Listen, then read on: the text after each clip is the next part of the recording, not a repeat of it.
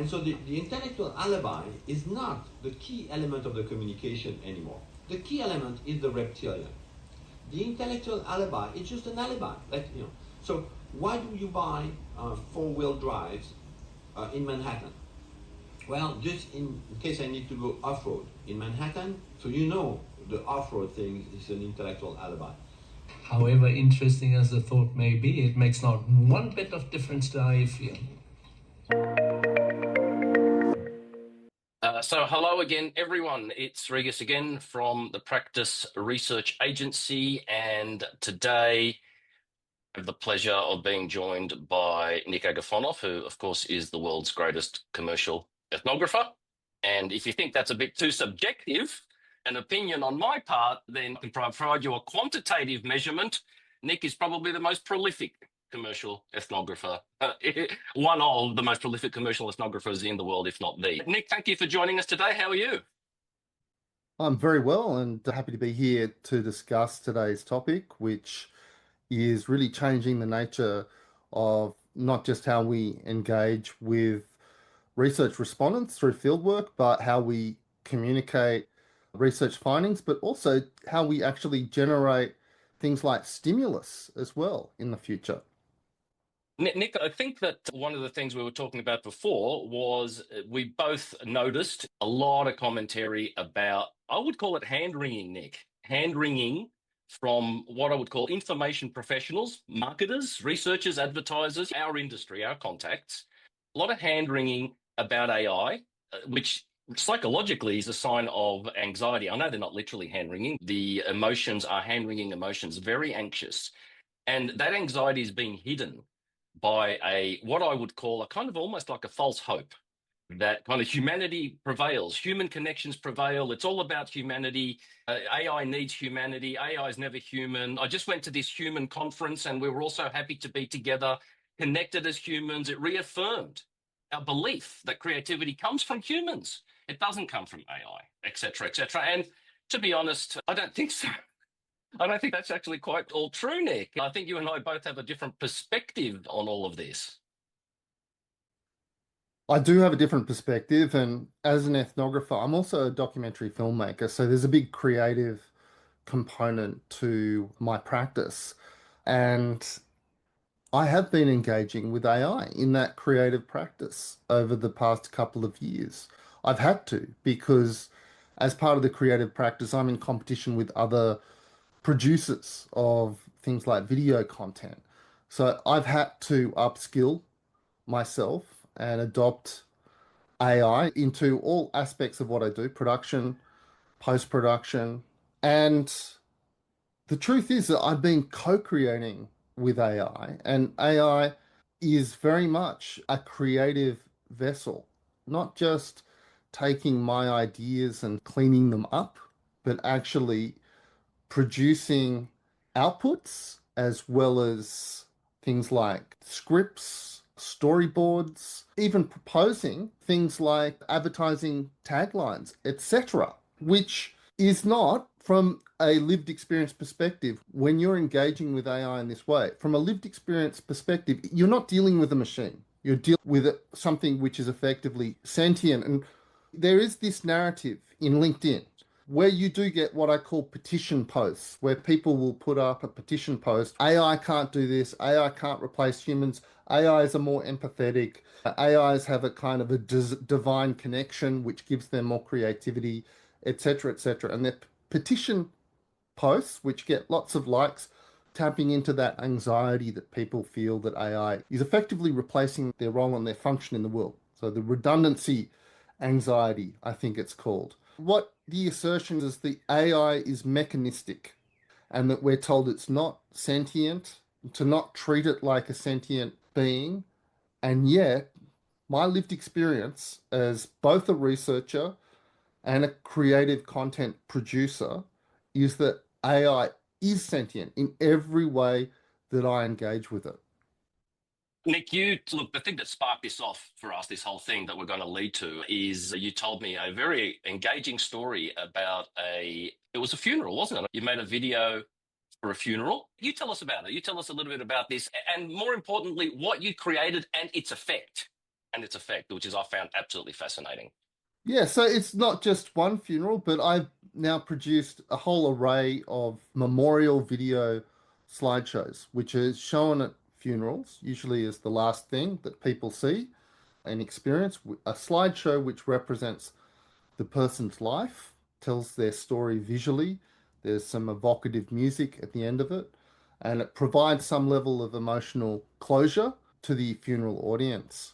So I've used the memorial videos as a way to trial a whole bunch of AI tools. So it started off restoring videos, restoring faces. Can you talk to me about the restoration, particularly of faces in photos using AI and the effect that actually has and why that's so important? So one of the things that I discovered early on was it was actually more important to restore somebody's faces rather than the photo as a whole. Because the photo, if it's deteriorated or a bit fuzzy or faded because it's 30 or 40 years old, often older in that circumstance, actually provides a context that this is from the past. It provides that nostalgia, but it doesn't have an emotional connection to the audience if you also cannot see or perceive any detail in the face.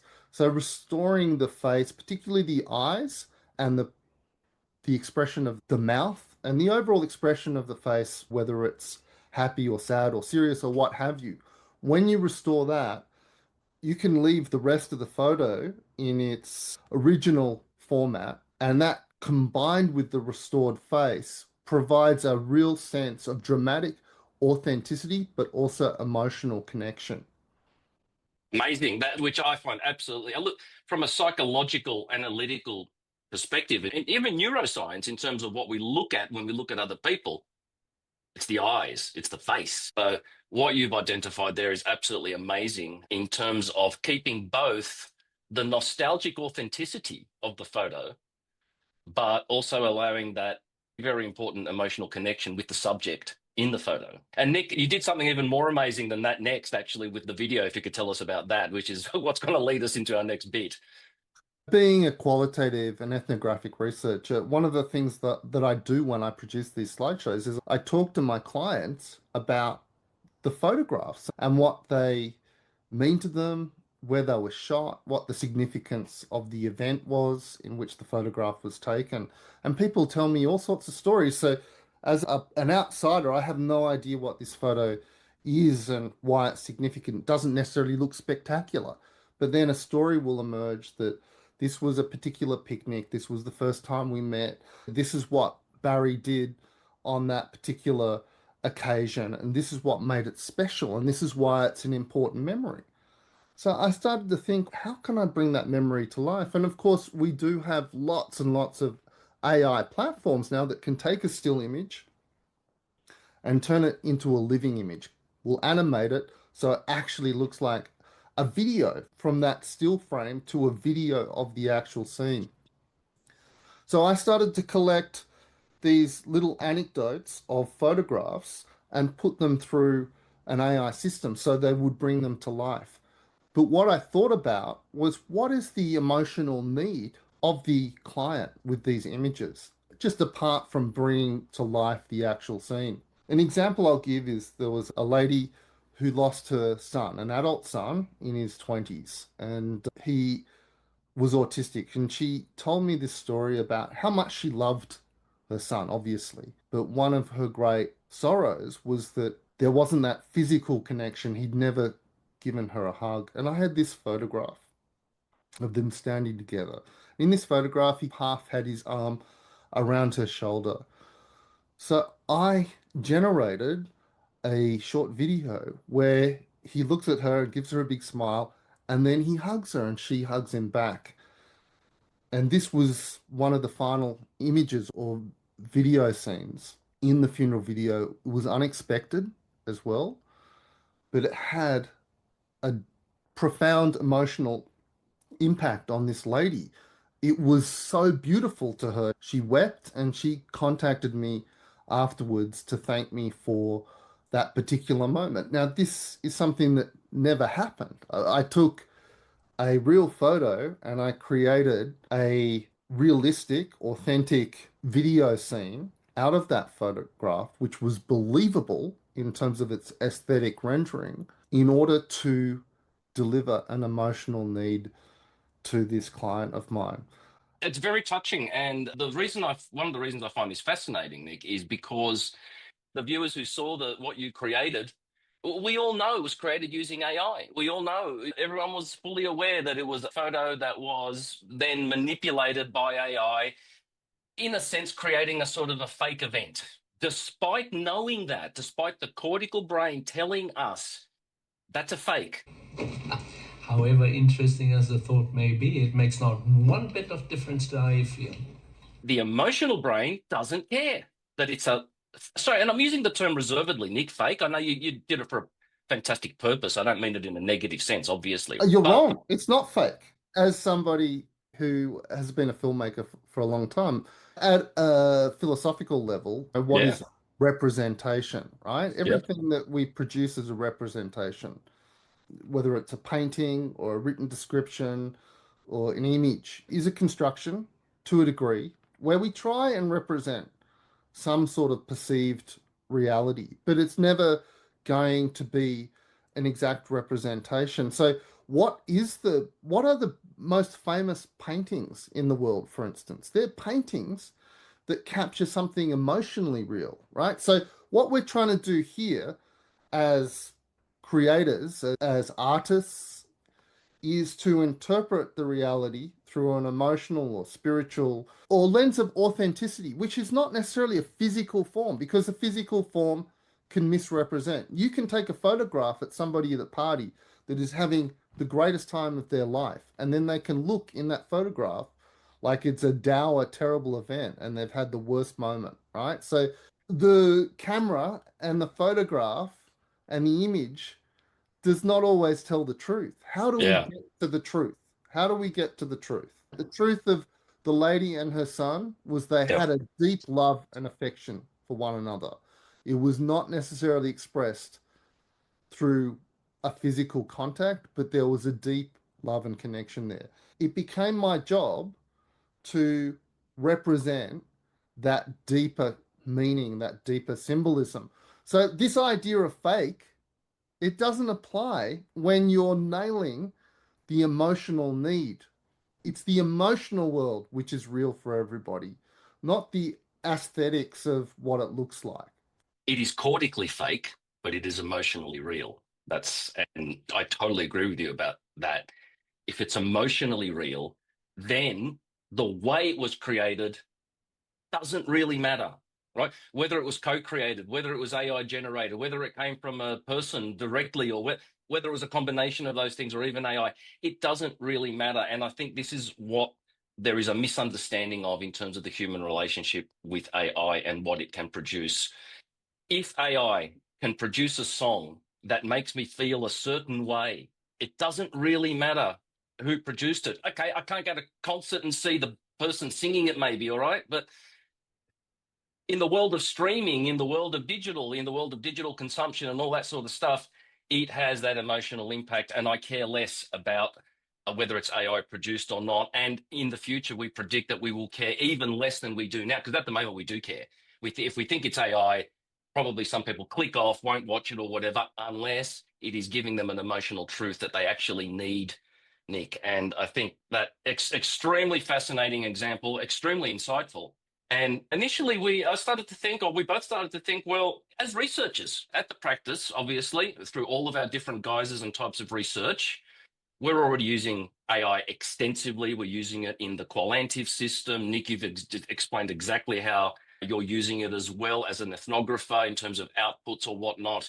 We are always looking for ways that we can take technology or take our outputs and our insights, even our methodology, right? From go to woe, we are always looking to see what technology we can use in order to push that envelope, in order to improve our insights and their delivery. Nick's story there sparked a whole process and a series of thoughts that have culminated in Nick and I now producing what I might call a demo ad, an advertising concept, right, for a bank. And we'll explain all this in a second.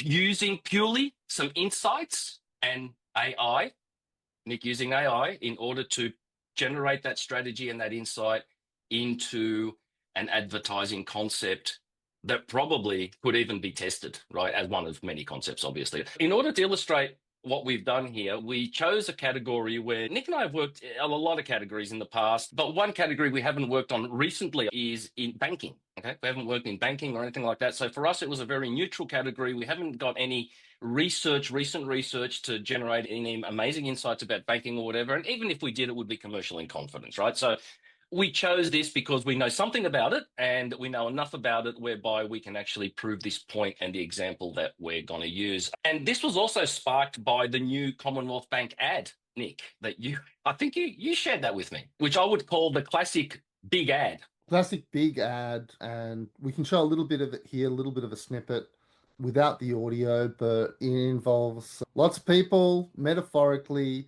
chasing their dream. It's funded by Commonwealth Bank. They're all racing through the desert in all these different vehicles, and it's a cross section of Australian culture. It's humorous, it's tongue in cheek, it's recognizably Aussie, if you like. It's the big ad. It's the big ad. And I think you've just summed up that whole big ad by saying it's chasing your dream. Yeah. Commonwealth Bank helps you chase your dream. Yeah. Or helps you achieve your dream, maybe, whatever. Hardly a groundbreaking strategy, right?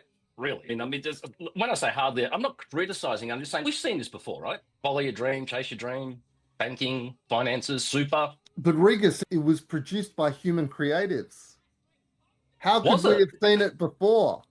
Because humans only ever endlessly come up with creative things, don't they? Oh, yeah, of course that is true, Nick. And of course, this is one of the drawbacks of AI, isn't it? That AI only ever comes up with what humans have done before, because humans never do that, do they? We never come up with what's been done before, do we, Nick? No, that's right. We don't go through a whole educational process where we learn about what other people have thought and created in the past in order to Not at all. provide us with a structure and set of ideas producing stuff in the future. We are nothing like AI, are we? No, of course not, Nick. We don't have any past experiences. We're not drawing on anything that we know. We're not copying anything when we do stuff, don't you know, Nick? Just a vessel for divine inspiration. A Regis, vessel. everything is grounded theory for a human being. Of course, Everything we're being is. sarcastic here. We're being very sarcastic. And It's, yeah. the critique here, once again, is that AI is mechanistic and steals from basically human beings that created stuff previously or thought about stuff previously. But of course, So do we. that's what human beings do. You know, Exactly what we do. we synthesize our solutions to things from everything that we've been exposed to in terms of our education and our lived experience. And essentially, that's what AI is also doing. From my perspective, the more that I engage with AI for creative things, it is resembling a human being in terms of what it can do, but at a much more amplified Yeah. level. Are we so surprised that we created a semi-sentient technology in our own image? What choice did we have, Nick, except to create it in our own image? What choice did we have except for it to take human-like qualities? What else do we know? That's all we know, right? So therefore, AI is purely a reflection of the human being in every respect, and we are interacting with it almost as a human being in almost every respect. And it's only very early days, isn't it? So in the whole process. So Nick, let's get back to this ad. So yeah, so this big ad, which probably cost a lot of money, it probably also used AI. Was that all done in the desert? All these people racing across, and I can imagine there would have been some AI used in there to save some money, right? But nevertheless, yeah, you're right. It's a big ad. There's a big ad agency behind it. And what are they saying? In the end, Commonwealth Bank helps you chase your dreams. I'm a consumer too. I'm not just a researcher, as are you. We both have mortgages. We both do banking. Oh, so what? And that got us thinking, like, hold on. Could you and I, we've been in research a long time. We understand a bit of insight, a lot of insight, understand a bit of strategy, worked a lot with marketers and advertising agencies. Is it possible for you and I, and especially with your skills, Nick, to think about, could we produce just an ad using AI for a bank, using some sort of strategy, and see what we come up with? And this is exactly what we want to share today. Right. Yeah, we started this process by saying, okay, look, we can't just make an ad. We need a set of insights and a little strategy, right? Yeah, so we began with what we do best, which is coming up with insights. We took those insights in relation to the banking sector. And what I did with them was I briefed ChatGPT in this instance. Part of this experiment, Rigas sent me basic brief based on insights that we had into the banking area. They included central idea of building wealth, building facility, and building a home. So the brand we chose was Commonwealth Bank. The emotional code was Commonwealth Bank is building your building partner so you can realize your dreams. We were targeting 30s to 40-year-olds looking to build or expand their family home. The product is loans when it's a key phase in their lives, a pivotal moment of their future. The key frustration is to do with approvals, process, uncertainty, inflexible loan structures, and the wish fulfillment was the home. Regus even provided me with a tone. Let's go with a friendly tone. Commonwealth Bank is your friend in the process, and is there every step of the way with its customers. So I took this set of insights and values and I put it into ChatGPT and I said, look, what we really need here is a specific idea for an advertising campaign, an ad that runs for approximately 30 to 60 seconds within the Australian market. Please use these key codes and values and target audience to inform a concept for an advertisement campaign for Commonwealth Bank. And ChatGPT, like a good creative in an advertising agency, does produce us a single, very acceptable concept for an ad. So, Regus, what did ChatGPT generate for us in terms of an advertising campaign concept?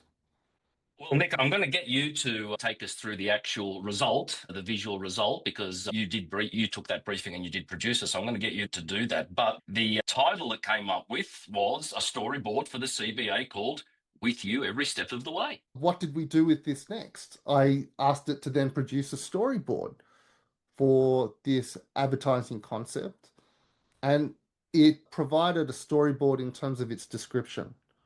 So I took that description, which was each scene with a suggested storyboard. This was all in text, and I took it to another AI platform. And I got Polo to generate each storyboard visually as a little cartoon visual. What we ended up with was a very high quality actual storyboard with dialogue and titles for each part of the storyboard. So you end up with this perfectly illustrated and rendered storyboard for the advertising concept. Nick, we're going to put this on the screen and share this storyboard, which I would call. Now, look, I'm going to put some caveats around this. We're not in advertising, so we're not professing that this should go out as a finished ad and be shot, right? What we're saying is we are able to create a reasonable storyboarded idea from a set of insights, and not just one. We could have come up with 3 or 4 of these given the right amount of time. And then those concepts, these storyboards, can be used as stimuli for further research to potentially hone the idea as well. So without further ado, Nick, please show us the output and take us through the output and what it's saying about the Commonwealth Bank. And I'll make some more comments after that. Okay, so here we have the storyboard with the dialogue and also the intent. The intent, which is the overall concept for the advertisement, always their banker. And we see this couple at an auction. The auctioneer turns out to be a CBA banker, and they have this banker take them through a journey into owning their own home. The idea is that the banker is a little bit too involved in every aspect of their home purchase or home build. So he's there as a builder, he's there giving a bottle of milk to their baby, and he's even there at the end holding a toilet roll while the guy is trying to have a quiet moment on his bathroom toilet. Hence the comedic factor, always their banker. This is not too dissimilar in terms of the type of humor that we see in the recent advertisement for the Commonwealth Bank. So the question here that I have is, not only are we able to produce with AI co-create, I guess is the term, with AI, this sort of level of stimulus material that can be used in focus groups and qualitative research to refine these ideas. But the AI is entirely capable of coming up with meaningful humor that actually resonates within a cultural context of the Australian sort of joke or the Australian humorous narrative that we have here. It's capable of that. It's not some sort of benign mechanistic device. It's absolutely capable of producing emotionally resonant content and culturally resonant. I'm going to make one comment here while we got this up, because we went through a couple of iterations or you went through a couple of iterations to get to this point. And the initial iteration was trying to use AI generated real images, real people. And what we were finding there is that, yeah, it was coming across as too fake in a way, in a sense, for what we were trying to do. So we then asked it to, and one of the things it came up with was a cartoon thing, by the way. And we then asked, okay, can we continue in that vein with that theme, using cartoon depictions of people? You're better off creating a sort of a cartoony concept as a demo. I think where this is potentially going, though, Rigas, is that we now have a facility, a capacity, if you like, to be able to produce these sorts of things very easily and in large numbers. So the question is, will this actually change the way that we advertise? And not just that, the actual number of advertisements that can be produced by advertisers. So instead of the one big ad that is shown infinitum throughout an entire year, we actually have the possibility of having many ads, many iterations of the same advertising campaign. And maybe we actually have a whole narrative or mini-series, like a Netflix mini-series of advertisements where we follow this couple and this always there banker on their journey. So it becomes much more engaging at a kind of a micro advertisement level. It ties the audience in to this narrative. It's not just the boring same old thing. We're not relying on repetition. We're relying on engaging people in Yep. a continual narrative, which perfectly works with our culture at the moment because we're a kind of a binge narrative culture. I can imagine that if we're producing 20 or 30 iterations of the same advertising concept as a storyline, people will actually binge watch advertisements. You made an extremely interesting point about repetition, because the old advertising model, repetition was the golden rule of advertising back in the TV age. We're all sitting in front of the TV and the jingle comes on again and again, right? And so you hear it 100 times over a week. We don't watch that way anymore. We don't like repetition. We don't like repetition. In fact, you get onto YouTube, you get onto one of your favorite YouTubers and you look at their YouTube thing, and if it's like a month old, you're like, I'm not watching that. I'm going to watch yesterday's. And the thing about that is that they are repeating themselves anyway, right? All these content creators on YouTube that we're all watching instead of telly, they're all repeating themselves anyway, but it's with new content every single day or week or whatever. But you're right, their narrative, they themselves, that's a constant. So they are repeating themselves. They are repeating themselves by not repeating themselves. It's an absolutely fascinating situation that we're in. It's the information age. It's just changed so many paradigms. If you can produce an advertisement just like that, right? Yeah. Then what are YouTubers doing? YouTubers do a fantastic job of commenting on current affairs. The Everywhere Banker, the Always There Banker series could actually produce ads that are commenting on current affairs in some way. They're actually referring to it because we can produce one this week because so-and-so hit 100 in the cricket. So let's somehow integrate that into the advertisement, right? Just like YouTubers do, because we're absolutely craving as consumers for that relevancy, that contextual relevancy of now, right? Advertisements, the traditional big ads, they can't do that. They're a one-off and the ship has sailed in terms of the consumer consciousness. I love that cricketing reference when you said, okay, so someone hits 100. Or maybe the Commonwealth banker is at the other end, is like at the other end of is the other batsman. And he's like, come on, mate, You can score this 100 and We're with you. whatever.